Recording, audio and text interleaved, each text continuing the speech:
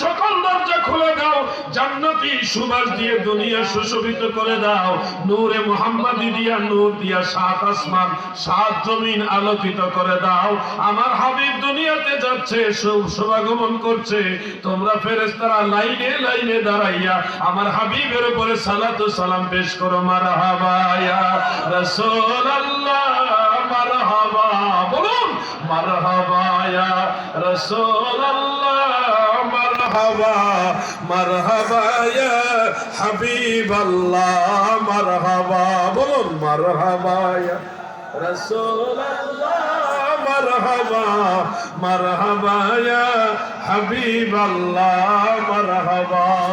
ফেরেশতারা লাইনে লাইনে দাঁড়ায়া নবীর দুরূদ পড়ে। আমার আল্লাহ বলে এটুকু হলে হবে না গো, ও ফেরেশতারা কাবা ঘরের সাথে তোমরা পতাকা গাড়ো। পৃথিবীর পূর্ব প্রান্তে, পৃথিবীর পশ্চিম প্রান্তে পতাকা গাড়ো, আমার হাবিব যাবে।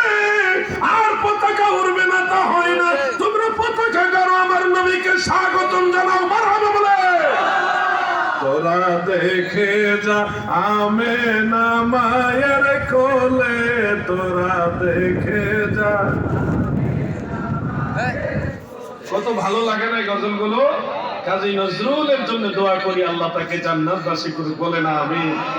এই গজলগুলি তিনি লিখেছেন, ত্রিভুবনের প্রিয় মুহাম্মদ এলো রে দুনিয়ায় রে সাগর। আহা মাশাআল্লাহ, আয় রে সাগর, মারহাবা। আমার দয়াল নবী দুনিয়াতে আসতেছেন, নূরে মুহাম্মাদি দ্বারা সারা পৃথিবী আলোকিত। মা আমেনা বলেন, যেদিন আমার সন্তান মুহাম্মদ সাল্লাল্লাহু আলাইহি ওয়াসাল্লাম আসবেন, ওই দিন আমার ঘরটা নূর দ্বারা আলোকিত হয়ে গেল। এমনকি আমি তাকায় দেখি মক্কা নগরী থেকে সিরিয়ার রাজধানী দামেস্কের বড় বড় দালানগুলি দেখা যায়। নূরে মুহাম্মাদির আলো কত বেশি, এগুলি সহিহ হাদিস দ্বারা প্রমাণিত। যতগুলি কথা বলেছি সবগুলি হাদিস দ্বারা প্রমাণিত। কোন আলেম ভাই বুঝতে চাইলে আমি তাকে কিতাব খুলে খুলে দেখায় দিব, একেবারে বুঝতে চাইলে লাইনে লাইনে বুঝাই দিব। কিন্তু নবীর সম্মান নিয়ে কোনো কথা চলবে?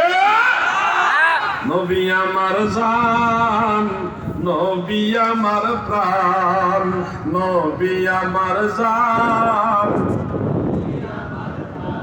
নবীর কাছে আসে আমার মাওলার সন্ধান, নবীর কাছে আসে আমার মাওলার সন্ধান। নবী